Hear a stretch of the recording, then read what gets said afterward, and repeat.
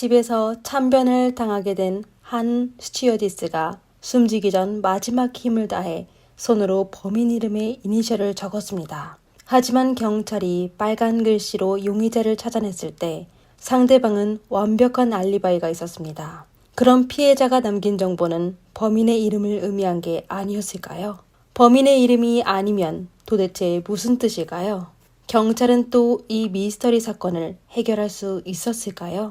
안녕하세요. 미스터리 수사국입니다. 오늘은 미국에서 발생한 빨간 글씨의 비밀이란 기이한 사건을 함께 알아봅시다. 이번 사건의 피해자는 1964년 2월 10일 독일 란트슈틀에서 태어나 사건 당시 39세였던 카렌 파넬이었습니다. 그녀는 뛰어난 외모로 수년간 모델로 활동해왔는데요. 그러다 업계의 숨겨진 규칙에 지쳐서 모델 일을 접게 되었습니다.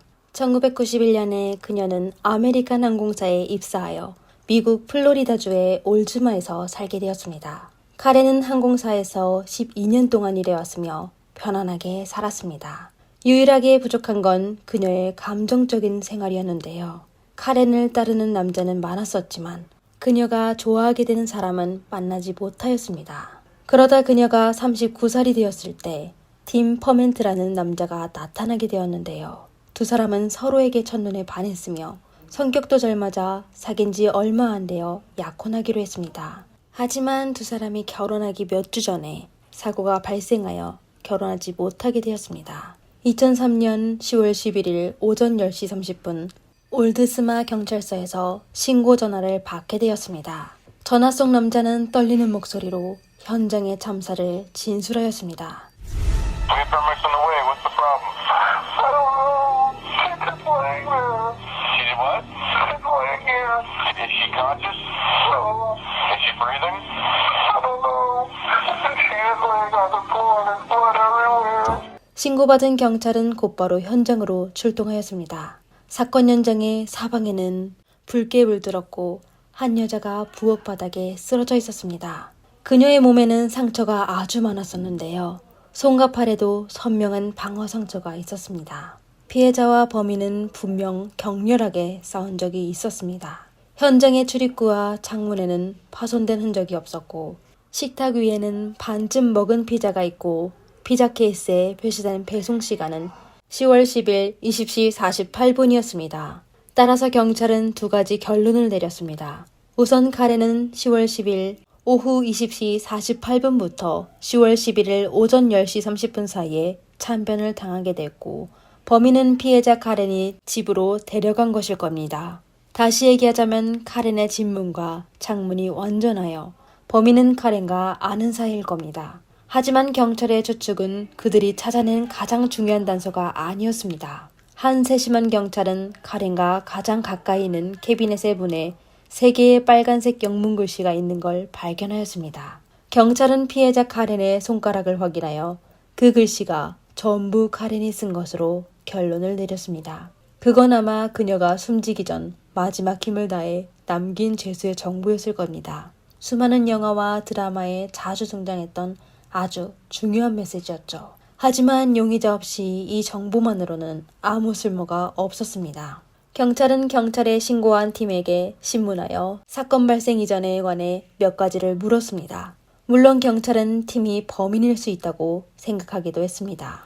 계획된 형사사건의 가해자는 대부분 피해자와 아주 가까운 사람이었기 때문입니다. 팀의 진술에 따르면 그는 그날 저녁 7시쯤에 카렌을 찾아가 결혼식에 대해 의논하였었습니다. 하지만 카렌이 할 일이 남아 팀은 30분 정도만 있다가 다시 얘기하자면서 19시 30분쯤에 카렌의 집을 떠났습니다. 그리고 집으로 돌아간 후 팀은 룸메이트 조지와 게임을 했으며 다음날 아침 9시 때 카렌 동료의 전화로 깨나게 되었습니다. 카렌의 동료는 팀에게 카렌과 함께 있었는지 물었으며 카렌이 그날 출근하지 않았고 전화도 안 받아 걱정하였습니다. 팀은 여자친구에게 무슨 일이 생겼을까봐 걱정되어 바로 카렌의 집으로 달려갔습니다. 카렌의 집에 도착하였을 때 팀은 카렌의 차고 문이 열려있고 빨간 액체가 있는 걸 보게 되었습니다. 이상하다고 느껴진 그는 바로 카렌의 집으로 달려갔습니다. 그러다 카렌이 바닥에 쓰러진 걸 발견하고 바로 경찰에 신고 전화를 걸었습니다. 팀의 진술을 확인하기 위해 경찰은 바로 팀의 알리바이를 확인하기 시작하였습니다. 그리고 그의 룸메이트 조지는 팀이 10월 10일 밤에 본인과 밤새도록 같이 있었다는 것을 확인했습니다. 이렇게 하여 경찰은 팀을 용의자 혐의에서 잠시 배제했는데요. 그러나 팀이 떠나기 전에 경찰은 갑자기 그에게 누가 카렌을 다치게 했을지 예상가는 사람이 있나요? 라고 물었습니다. 경찰은 그냥 질문을 던졌을 뿐 답을 기대하지 않았지만 팀은 한 사람의 이름을 그들에게 알려주었습니다. 그리고 그 사람 이름의 이니셜이 빨간 글씨로 적은 것과 일치했습니다. 팀의 얘기에 따르면 카렌은 록이라는 전 남자친구가 있었습니다. 록의 이름을 듣자 경찰은 어디서인가 들어본 적이 있지만 갑자기 기억이 안 나 경찰서에서 당직하는 동료들에게 부탁하여 그 이름을 찾아달라고 하였습니다. 록은 불법 약물을 복용하고 여러 차례 가족을 구타한 전력이 있는 것으로 밝혀졌습니다. 그리고 2002년 6월 3일에 카렌은 누군가가 그녀의 집을 침입하려고 한다고 경찰에 신고한 적이 있었는데 그 사람이 바로 그 당시 그녀의 남자친구였던 록이었습니다. 여러 건의 전과자에 빨간색 글씨에 적힌 문자와 정확히 일치하여 경찰은 록이 사건의 범인이라고 확신하게 되어 그들은 1시간 이상 운전하여 록의 집을 질렀습니다. 경찰이 카렌의 이름을 언급했을 때 록은 무관한 표정이었고 심지어 싫어하는 모습이었습니다. 그는 경찰에게 카렌과 사귄 적이 있지만 두 사람이 헤어진 이후 카렌에게 다시 연락한 적이 없다고 하며 지금은 새로운 여자친구뿐만 아니라 아들도 생겨 아주 행복하게 살고 있다고 하였습니다. 그리고 더 이상 카렌과 관계를 맺고 싶지 않다고 하였습니다. 록이 아무 말도 하지 않자 경찰은 카렌을 죽였느냐고 직접 물었습니다. 이에 록은 깜짝 놀라더니 바로 부인하였는데요. 그러다 경찰이 빨간 글씨로 그의 이름을 적은 사진을 꺼내자 록은 잠시 놀란 표정을 지더니 바로 분해하며 누군가가 저를 범인으로 만들려고 한 겁니다. 라고 화를 내며 소리쳤습니다. 그리고 록은 본인이 10월 10일 저녁 18시에 퇴근하여 집으로 돌아온 후 계속 술을 마시다가 0시경에 잠들게 되었으며 이튿날 오전 9시에 깨어났다고 하였습니다. 록의 옆에 서 있던 여자친구도 그의 말을 증명해 주었습니다. 이렇게 하여 경찰은 록의 혐의를 일단 배제할 수밖에 없어 록의 지문과 DNA를 추출하고 그의 집을 떠났습니다. 그리고 록의 혐의가 배제되면서 사건은 점점 미궁 속으로 빠지게 되었습니다. 피해자가 직접 적은 단서도 용의자를 확인할 수 없다면 경찰은 어떻게 해야 할까요? 그러다 경찰은 갑자기 그 3개의 빨간 글씨가 피해자의 이름이 아닌 다른 의미가 있을 수 있다는 생각이 들었습니다. 그렇지 않다면 피해자는 왜 숨지기 직전에 그런 단서를 남겼을까요? 이렇게 하여 경찰은 그 3글자에 대해 다시 조사하기 시작하였습니다. 그리고 이번의 수사에 경찰은 더 자세한 정보를 얻게 되었습니다. 경찰이 빨간 글씨를 여러 번 확인하고 검사할 때 3글자 아래에 이미 마른 붉은 흔적이 있는 걸 보게 되었습니다. 법의학 감사 결과 두 흔적의 형성 시간이 최소 3시간 이상인 것으로 확인되었습니다. 다시 얘기하자면 카렌은 공격을 받고 오랜 시간이 지난 후에 3개의 문제를 적었다는 겁니다. 하지만 카렌의 검사 보고서에 따르면 그녀는 총 16곳이 찔렸는데 그리고 상처가 심각해 한순간에 목숨을 잃을 수 있습니다. 이로 아주 중요하다고 생각된 메시지는 카렌이 직접 메모한 게 아니며 범인이 록의 누명을 씌우기 위해 한 짓으로 예상되었습니다. 하지만 범인의 행위는 일시적으로 경찰을 속일 수는 있었지만 결국 본인의 정체가 드러나게 되었습니다. 경찰은 범인과 카렌의 관계가 매우 가까운 것으로 추측하였습니다. 일반 친구라면 카렌의 전 남자친구에 대해 알 수도 없으며 록에게 누명을 씌우겠다는 생각도 못할 겁니다. 이에 경찰은 카렌과 친밀한 관계를 맺은 남성들을 집중하여 수사하기 시작했습니다. 이때 카렌의 사회적 관계를 조사하던 경찰이 하나의 파일을 보내었습니다. 그건 사건 발생 얼마 전 카렌이 조종사라는 사람과 자주 연락하여 남겨진 그녀의 문자 메시지 기록이었습니다. 그리고 조사 결과 그가 비행기 조종사이며 가족이 있는 유부남이라는 사실을 알게 되었습니다. 그럼 그 남자가 불륜을 숨기기 위해 사람을 숨지게 한 걸까요? 경찰은 조사할수록 그에게 의심이 가게 되어 바로 그 사람을 경찰서로 불러 신문하였습니다. 조종사의 진술에 따르면 그는 카렌과 특별한 관계를 한동안 유지했었지만 두 사람은 그냥 육체적 쾌락을 즐긴 거라며 서로의 삶은 터치하지 않았다고 하였습니다. 이어 경찰은 조종사에게 10월 10일부터 10월 10일까지의 일정을 물었습니다.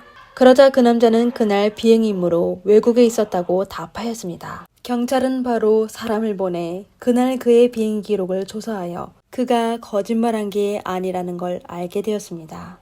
이렇게 경찰은 조종사의 혐의를 배제하게 되었습니다. 연속 3명 모두 전부 용의자에서 배제되어 경찰을 다소 난감하게 하였습니다. 그러다 캐서린이라는 한 여성이 경찰서로 와서 단서를 제공하였습니다. 캐서린의 진술에 따르면 카렌에게 제프라는 전남편이 있었습니다.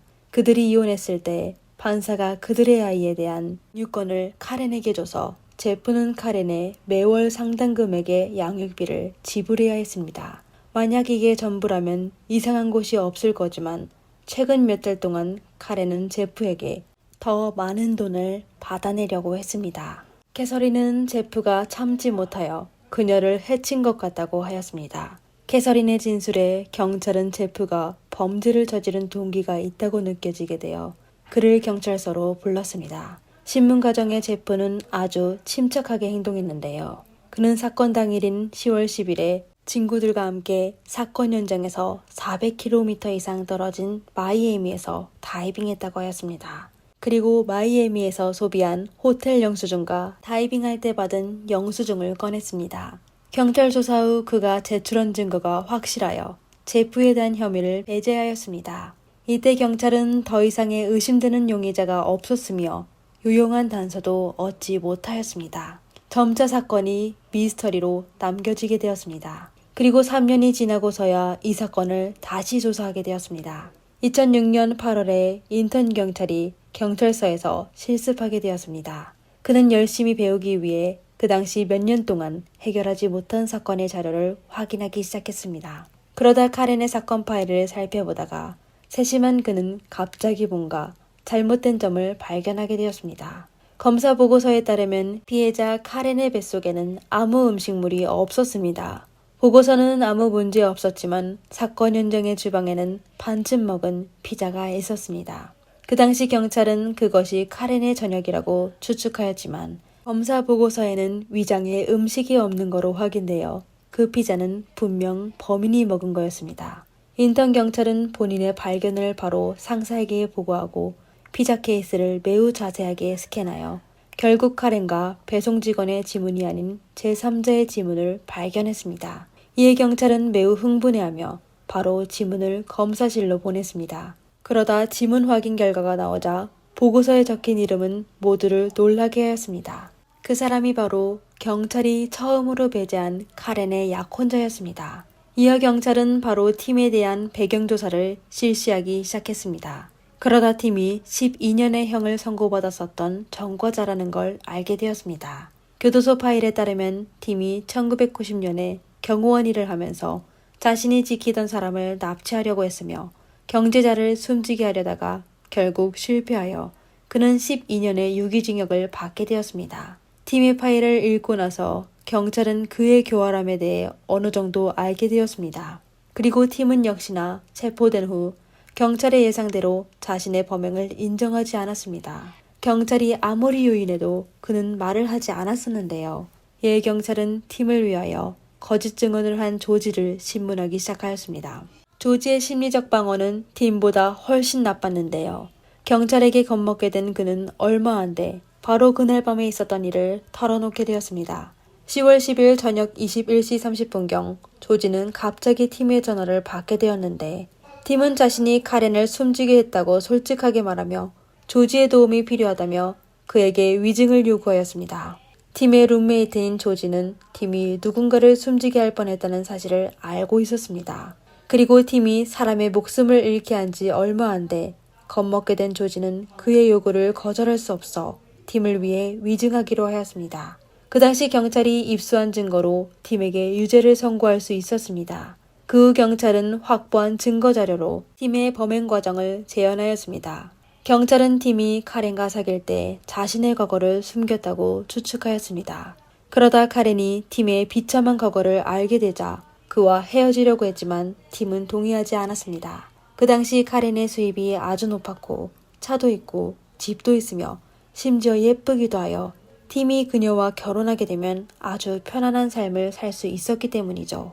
이렇게 하여 사건 당일 팀은 카렌의 집으로 찾아가 그녀에게 다시 사귀자고 하였습니다. 하지만 카렌에게 거절당하여 두 사람은 크게 싸우게 되었습니다. 그러다 팀은 홧김에 옆에 있는 날카로운 도구를 들고 카렌을 찌르게 되었습니다. 그리고 그가 정신을 차렸을 때 카렌은 이미 숨지게 되었습니다. 그 당시 그는 바로 본인의 범행을 숨기기로 하였는데 그러다 카렌의 전남자친구 록이 생각났습니다. 록은 전과자며 생긴 것도 범인 같았습니다. 이렇게 하여 그는 카렌의 손가락을 잡고 옆에 있는 캐비넷에 ROC라는 글자를 적었습니다. 그러고 나서 그는 조지에게 전화를 걸어 그에게 위증해달라고 위협하였습니다.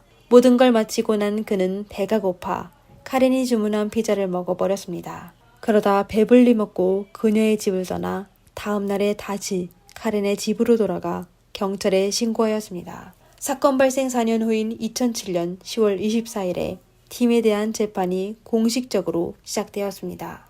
법정에서 팀은 여전히 자신에 대한 모든 혐의를 부인하며 유죄 인정을 하지 않았습니다. 하지만 증거가 충분하여 그가 유죄를 인정하지 않더라도 법정에서 그에 대한 유죄 판결을 할 수 있었습니다. 결국 12명의 배심원은 만장일치로 팀에게 특급 상해죄에 대해 유죄라고 판결했으며 7대5로 그에게 극형 실시하는 것을 찬성하였습니다. 하지만 미국에서는 사람에게 극형을 진행하는 게 쉬운 일이 아니었습니다. 심사숙고 끝에 판사는 팀에게 가석방이 없는 종신형을 선고하였습니다. 이미 사형을 제외한 가장 심한 형벌이었습니다. 오늘의 사건은 여기까지입니다. 영상을 재미있게 보셨다면 좋아요와 구독 부탁드립니다. 감사합니다. 이상 미스터리 수사국이었습니다.